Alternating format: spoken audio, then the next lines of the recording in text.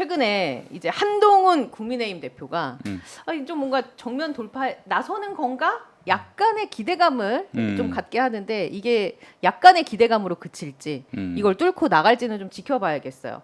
어떤 말을 했냐면 검찰이 어떤 계획인지는 알지 못하지만 이제 김건희 리스크에 대해서 국민이 납득할 만한 결과를 내놔야 한다. 검찰이 국민이 납득할 수 있는 결정을 해야 한다. 이런 말을 내뱉고 있거든요. 네. 예, 이것의 속내 뭐가 있다고 보세요? 지금 이제 자신이 그 20명의 그 친한계 의원들이랑 만나는 네. 모습을 보여줬고, 그래서 나를 압박하면 우리도 너희를 압박하겠다라는 이제 저는 신호로 보이고, 기본적으로 저는 이 한동훈 그 대표의 발언이 부적절해요. 부적절하다. 네, 왜냐하면 본인이 법무부 장관이었어요. 그렇지. 예, 법무부 장관이었고 윤석열 정부의 초대 법무부 장관으로서 어떤 역할도 사실 윤석열 대통령의 이제 사법 리스크를 벗겨주는 역할을 했죠. 근데 이때 왜 부적절하다고 얘기를 하냐면 지금 검찰총장이 김건희 여사 가족들에 대한 수사 지휘권이 배제가 돼 있거든요. 이건 되게 상징적인 사건이었어요. 왜냐하면 추미애 장관 때 윤석열 검찰총장이 이 윤석열 검찰총장 본인에 대해서 본인의 그 가족의 사건에 대해서 자꾸 개입을 하니 수사 지휘권을 행사하지 마라. 그 수사 지휘권을 이제 발동을 해서 너는 이제 개입하지 마라 하고 이제 배제를 한 거예요. 그러면 다음번 법무부 장관은 들어와서 야 검찰총장도 바뀌었으니까 다시 수사 지휘권을 발동해서 그 지휘할 수 있도록 해야 된다라고 이제 말을 했어야 되는데 한동훈 법무부 장관 때 안 했어요. 다시 묵인했죠 그냥. 네, 묵인했죠. 본인은 그런 이제 상황이었고 심지어 검찰 인사도 본인이 다 했단 말이에요. 그리고 이제 사법 리스크가 어느 정도 벗겨지니까 정치권으로 뛰어들었어요. 한동훈 법무부 장관이 지금 대표로. 그러면 이분은 검찰과 관련된 혹은 검찰 수사와 관련된 얘기는 본인이 부끄러워서라도 하지 말아야 돼요. 예. 예. 어떻게 보세요? 지금 한동훈 대표는요 절체절명의 위기에 놓여 있습니다. 부산 금정 선거 이거 지금 예측할 수가 없어요. 금정구청장 선거는 뭐 보나마나 국민의힘의 압승으로 끝날 것이다. 모두가 그렇게 예측을 했고 그래서 사실은 전라도 선거에서 조국당하고 뭐 붙었을 때 누가 이기느냐 이게 사실 이번 재보선의 가장 큰 관심사였는데 지금 금정이 핫 플레이스가 됐습니다. 예. 그 지금 여론조사를 보더라도 오차범위 안에서 각축을 벌이고 있는데 어떤 조사는 오차범위 아니긴 하지만 민주당 후보가 앞서는 걸로 나왔어요. 후보 단일화 이후에 예. 만약 여기서 치면은 치명적입니다. 한동훈 끝나요. 한동훈의 치명적일까요? 아니면 윤석열 대통령에게 화살이 갈까요? 그 부분도 좀 짚어볼 필요는 있어 우리 보여요. 윤석열 대통령께서는 그동안 수많은 리스크들을 다 떨쳐내셨죠. 그래서 지지율은 무시해 계속 왔죠. 그렇죠. 총선에서 졌는데 그렇게 그 참패를 하다 못해 거의 몰패 수준까지 갔는데 네. 그런데도 불구하고 그냥 야, 마이웨이. 그러거나 말거나 이러잖아요. 근데 한동훈 같은 경우에는 지금 친윤들이 뭐 절대 다수는 아니고 한 40명 된다고 하더라고요. 예. 그들이 중심이 돼 가지고 대통령실의 어떤 그런 뒷배를 삼아서 압박을 가한다면은 한동훈이 설 자리가 없어요. 지금 금정선거 치면요. 금정선거 치면 진짜 이건 치명적이고 강화선거도 지금 민주당이 그렇죠. 뭐 아직은 좀 격차가 있습니다만은 쫓아가는 추이기 때문에 10월 16일 어떤 결과가 나올지는 이거는 예측을 못하는 상황이란 말이죠. 금정 만약에 민주당이 이기면은 한동훈 대표는 설 자리가 없어요. 근데 그래서 만약에 한동훈 대표 입장에서는 윤석열 대통령의 지금 전국을 이렇게 막히게 한 데는 책임이 윤석열 대통령에게 있다라고 역공을 할 수도 있잖아요. 그렇긴 한데 예. 그 너는 뭐했냐 이런 얘기도 나올 수가 있는 것이고요. 그 보수는 이 진보와 달리 거기는 힘이에요. 힘을 안 쓰면은 바보고 역적 취급받습니다. 박근혜 전 대통령 순식간에 무너지는 거 보세요. 그 탄핵 국면 때 왜 그랬겠어요? 힘이 없어 보이니까 무너진 거거든요. 그 권력 기반 자체가 폭삭 가라앉았어요. 지금 그 국면에 놓여 있는 거예요. 한동훈 너 뭐했냐 그동안 이런 얘기들이 나오고 있는 상황이거든요. 그런데 이제 다음 주엔 또 저게 나온단 말이에요. 그 도이치모터스 주가 조작 사건. 뭐 지금 서울중앙지검장 같은 경우에는 아예 그냥 무혐의로 결론 낼 네. 것처럼 계속 언론들은 보도하고 있고 이런 와중에 한동훈이 그냥 이것도 그냥 본척만척 먼 산 보듯이 나오게 된다면은 뭐 선거에서 지는 건 말할 것도 없고 힘도 한번 못 쓰고 윤석열하고 좀 각을 세워야 하는 게 사실 한동훈 대표 당선의 어떤 그 당심 아닌가요? 그렇죠. 근데 만약에 도이치 모터스 주가 조작 사건이라든지 음. 이런 게 무혐의 처분이 난다고 하면 네. 한동훈 대표가 지금 얘기한 워딩대로라면 음. 검찰이 어떤 계획인지 알지 못하지만 음, 국민이 납득할 만한 결과를 내놔야 한다라는 음, 이 워딩만 놓고 봤을 때요. 네, 그럼 한동훈 대표는 특검법을 수용해야 되는 거 아닙니까? 그렇죠. 그러니까 저는 이제 목사님이 얘기해 주신 것 중에 그 방금 이제 앵커님이 질문을 하셨잖아요. 그래서 저는 앵커님의 질문에 조금 더 그 무게를 두고 있는 게 음, 부산 금정구에서 그래도 그 지금 선거가 그나마 이 국민의힘 후보가 조금 앞서고 있는 건 여태까지 이제 윤석열 대통령의 그 지지율은 계속 쭉쭉쭉 떨어져 왔어요. 네. 20% 후반대고 그래도 한동훈 대표는 30% 초반은 유지를 하고 있단 말이에요. 두 사람은 거의 이제 정치 공동체이기 때문에 거의 지지율이 같이 움직이고 있는데 한동훈 대표의 그 지지율이 그나마 조금 높은 건 이 윤석열 대통령에 대한 뭐 보수 지지자들의 이 원망 또는 이제 좀 불편함이 있는 것 같아요. 그 윤석열 대통령보다도 사실은 김건희 여사에 대한 그 불만이나 네. 그런 것들이 좀 더 있는 것 같은데 그래서 이번 금정구 선거를 패배하고 나면 한동훈 대표는 당연히 그 얘기를 할 겁니다. 아니 대통령의 지지율 그리고 의정 갈등의 어떤 여파 때문에 이렇게 될 수밖에 없었다. 나는 의정 갈등이나 이런 것들을 해결해 보려고 노력했지만 대통령이 독대를 하지 않아서 그리고 해결할 의지가 없어서 나는 어떻게 할 수 없었다. 그래서 우리는 그 정당 그러니까 국민의힘에서 따로 나와서 우리가 당을 만들겠다 이렇게 이제 깨고 나올 가능성도 저는 있다고 이 보거든요. 신당 창당설이 또 나와요 지금. 근데 그렇지 않아도. 그렇게 보지 않는 분들도 많이 있더라고요. 뭐 여의도에서는. 저도 그 경우인데 아니 한동훈이가 신당 깃발 든다고 누가 따라오겠어요? 안 그 따라가죠. 지난번에 그 20명? 어유 원내교섭단체 구성하겠네.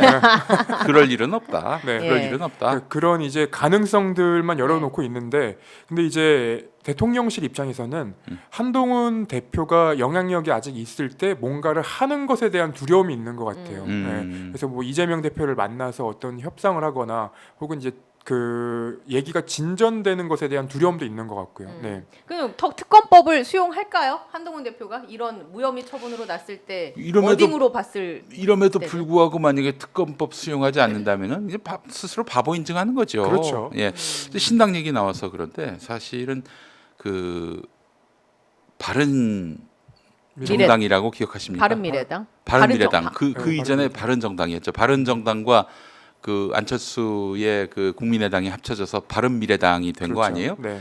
네, 그 바른정당 때 그때 많은 그 국민의힘 그때 자유한국당 아니 그 이전에 새누리당 의원들이 탈당해서 바른정당에서 예, 유승민 의원. 유승민 의원 예. 중심으로 대선 체제를 구축했다가 대거 다시 돌아갔어요 자유한국당으로.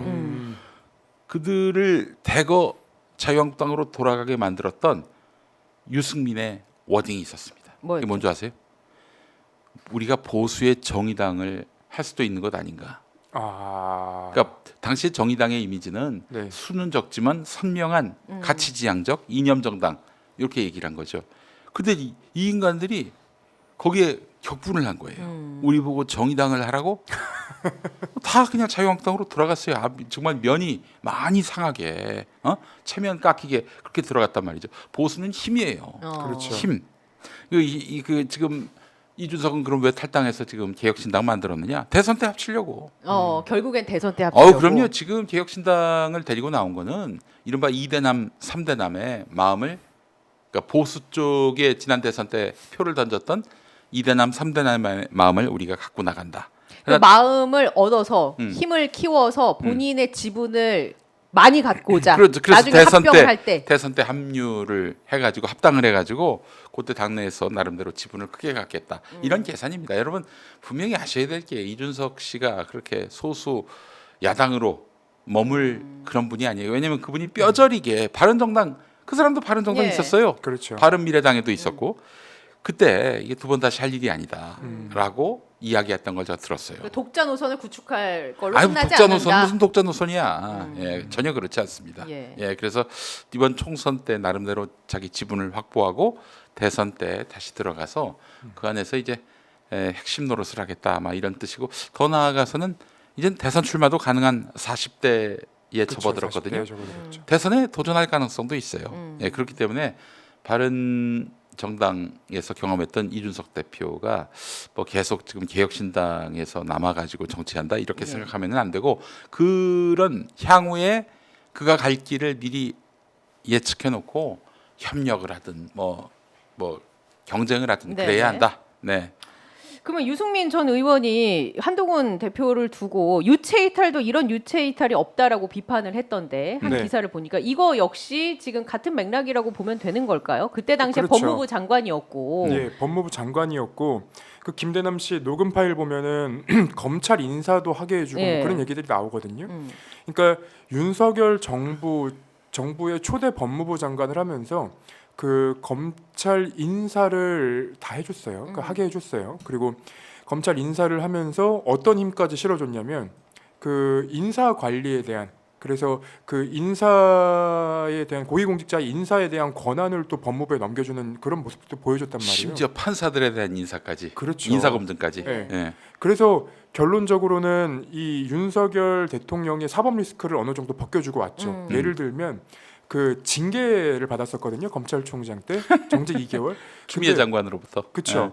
근데 이제 법무부가 대상이에요. 그러니까 원래는 추미애 법무부 대 윤석열 검찰총장이었는데 이 정권이 바뀌면서 한동훈 법무부 대 이 윤석열 검찰총장이 돼버린 거예요. 예. 그러면 이 소송을 하는 두 사람이 같은 편이 돼버린단 말이에요. 그렇죠. 그래서 패소할 결심한 할 거 아니냐라는 그렇지. 얘기도 나왔었고 실제로 패소했어요. 실제로 패소했죠. 음. 그리고 나서 이제 그러니까 대법원에 다시 한번 그 묻는 그 절차도 안 밟았어요. 그래서 완전히 그 사법리스크 벗겨졌고 그리고 손준성 검사라던가 그때 이제 고발 사주에 연루된 검사들을 승진을 시켜주면서 그렇지. 이 사람들이 입을 못 열게 만들어줬어요. 그래서 이 일련의 과정들로 이제 윤석열 대통령의 사법 리스크를 벗겨주고 본인이 정치권으로 그 보온으로 이제 온 거 아닙니까? 예. 근데 도이치모터스라던가 뭐 여전히 그런 이제 문제들이 남아 있음에도 불구하고 이 본인이 해결하지 못한 그런 여러 이제 이슈들이 남아 있음에도 불구하고